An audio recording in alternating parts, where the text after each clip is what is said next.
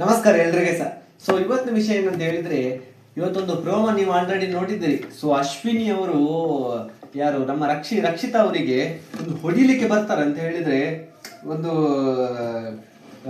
ಏನು ಜಾನ್ವಿ ಅವರು ಅಶ್ವಿನಿ ಬಗ್ಗೆ ಹೇಳಿದಾಗ, ಸೊ ಜಾನ್ವಿ ಅವರು ರಕ್ಷಿತನ ಬಗ್ಗೆ ಹೇಳಿದಾಗ ಅಶ್ವಿನಿ ಅವರು ರಕ್ಷಿತಗೆ ಹೊಡಿಲಿಕ್ಕೆ ಬರ್ತಾರೆ. ಅದಲ್ಲ, ಅವರೊಂದು ಅಶ್ವಿನಿ ಅವರೊಂದು ಡೈಲಾಗ್ ಹೇಳ್ತಾರೆ ಇವತ್ತಿನ ಪ್ರೋಮೋದಲ್ಲಿ, ಜಾಸ್ತಿ ಮಾತಾಡಬೇಡ, ಮುಚ್ಕೊಂಡು ನಿನ್ನ ಡ್ರಾಮಾವನ್ನು ಬಾತ್ರೂಮ್ ಅಲ್ಲಿ ಮಾಡು, ಇಡಿಯೇಟ್ ಅಂತ ಒಂದು ಸ್ಪೆಸಿಫಿಕ್ ವರ್ಡ್ ಯೂಸ್ ಮಾಡ್ತಾರೆ, ಇಡಿಯೇಟ್ ಅಂತ.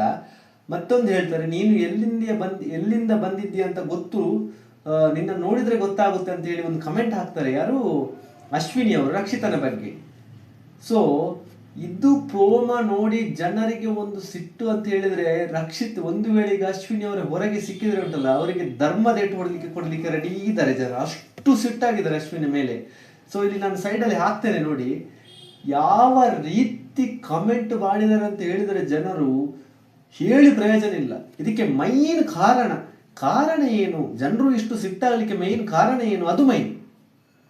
ಇವರಿಬ್ಬರಿಗೆ ಏಜ್ ಎಷ್ಟಾಗಿದೆ, ಇವರಿಬ್ಬರು ನೋಡ್ಕೊಂಡು ಬಂದ ಎಕ್ಸ್ಪೀರಿಯನ್ಸ್ ಎಷ್ಟಾಗ್ಬೋದು, ಇವರು ಎಷ್ಟು ಅನುಭವಿಸ್ತವರು ಇಬ್ರು, ಯಾರು? ಜಾನ್ವಿ ಹಾಗೂ ಅಶ್ವಿನಿ ಅವರು. ಇಷ್ಟು ಎಕ್ಸ್ಪೀರಿಯನ್ಸ್ ಇದ್ದವರು ಒಂದು ಚಿಕ್ಕ ಮಕ್ಕಳ ಆಟ ಆಡ್ತಿದ್ದಾರೆ ಬಿಗ್ ಬಾಸ್ ಮನೇಲಿ ಅಂತ ಹೇಳಿದ್ರೆ ಅರ್ಥ ಉಂಟು? ಅದು ಸಹ ಏನು, ರಕ್ಷಿತನ ಮೇಲೆ, ಅವಳ ಮೇಲೆ ನಾಗವಲ್ಲಿ ಬಂದಿದೆ, ದೇವ ಬಂದಿದೆ, ಹಾಗೆ ಬಂದಿದೆ, ಹೀಗೆ ಬಂದಿದೆ ಅಂತ ಇಡೀ ಸುಳ್ಳು ಪ್ರಚಾರ ಮಾಡ್ತಿದ್ದಾರೆ, ಇಡೀ ಮನೆಯವರಿಗೆ ಹೋಗಿ ಹೋಗಿ ಹೇಳ್ತಿದ್ದಾರೆ.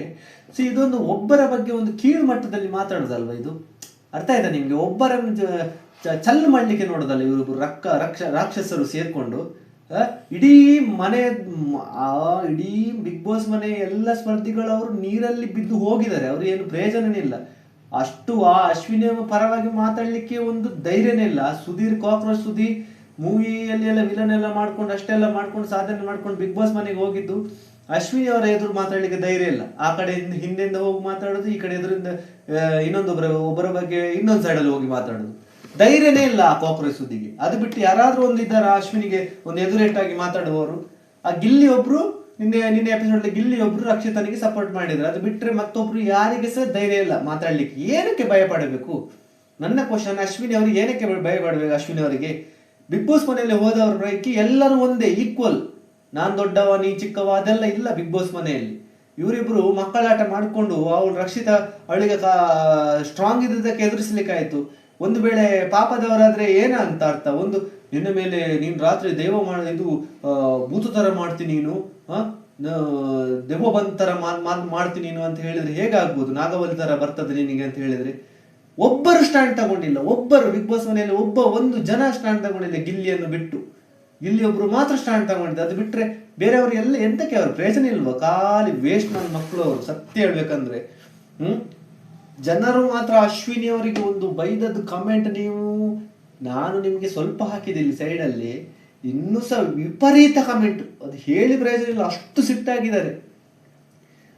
ಆ ಒಂದು ಚಿಕ್ಕ ಹುಡುಗಿ ಅವಳ ರಕ್ಷಿತನನ್ನು ಆ ರೀತಿ ಕೀಳ್ಮಟ್ಟಿಗೆ ಇಬ್ಬರು ಸೇರ್ಕೊಂಡು ಇಷ್ಟು ದೊಡ್ಡ ಮೆಚುರಿಟಿ ಇದ್ದವರು ಈ ತರ ಮಾಡೋದು ಎಷ್ಟರ ಮಟ್ಟಿಗೆ ಸರಿ?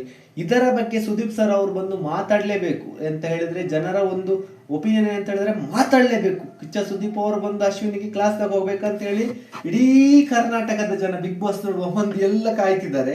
ಬಟ್ ನಿಮ್ಗೆ ಏನಿಸ್ತದೆ ಅಂತ ಹೇಳಿ ಕಮೆಂಟ್ ಸೆಕ್ಷನ್ ಅಲ್ಲಿ ಹಾಕಿ, ಪ್ರತಿಯೊಬ್ರು ಕಮೆಂಟ್ ಹಾಕಿ. ಏನಂತ ಹೇಳಿದ್ರೆ ಯಾರೆಲ್ಲ ವಿಡಿಯೋ ನೋಡ್ತೀರಿ, ಸೊ ಅಶ್ವಿನಿ ಬಗ್ಗೆ ನಿಮ್ಗೆ ಏನ್ ಅನಿಸ್ತದೆ ಅಂತ ಹೇಳಿ ಕಮೆಂಟ್ ಹಾಕ್ಲೇಬೇಕು ನೀವು, ಗೊತ್ತಾಯ್ತಾ? ಸೊ ಇನ್ನು ಹೊಸ ವಿಡಿಯೋದೊಂದಿಗೆ ಬರ್ತಾ ಇರ್ತೇನೆ. ಅಲ್ಲಿವರೆಗೆ ನಂದು ಒಂದು ಚಾನಲ್ ಒಂದು ಸಬ್ಸ್ಕ್ರೈಬ್ ಮಾಡಿ. ನಮಸ್ಕಾರ.